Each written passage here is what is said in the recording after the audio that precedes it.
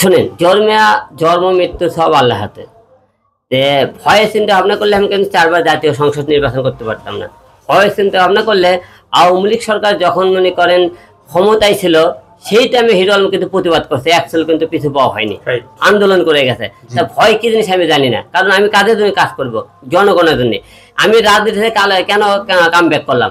আমি জনগণের জন্য মার খাই, জনগণের জন্য রাজনীতি করি। সেই যে যাদের জন্য রাজনীতি করবো, যাদের জন্য আমি জীবন দেবো, সেই দেশের জনগণ দিলে যে আমার উপর আঘাত করে, সেই দেশের জনগণের জন্য মনে করেন আমি মনে করেন নিজের শক্তি সব ধর্মকে ধ্বংস করে দিলাম।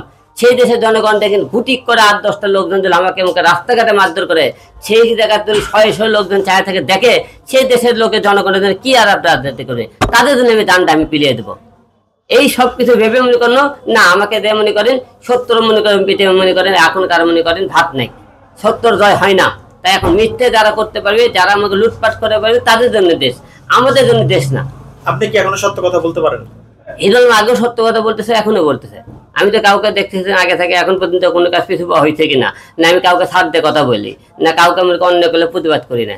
হয়তো রাজনীতিতে নাই, কিন্তু তাই বলে দেশের অন্যায় অত্যাচার হবে আমি হিরো চুপ করে থাকবো না, অবশ্যই কথা বলবো। হিরো ভাই, আমার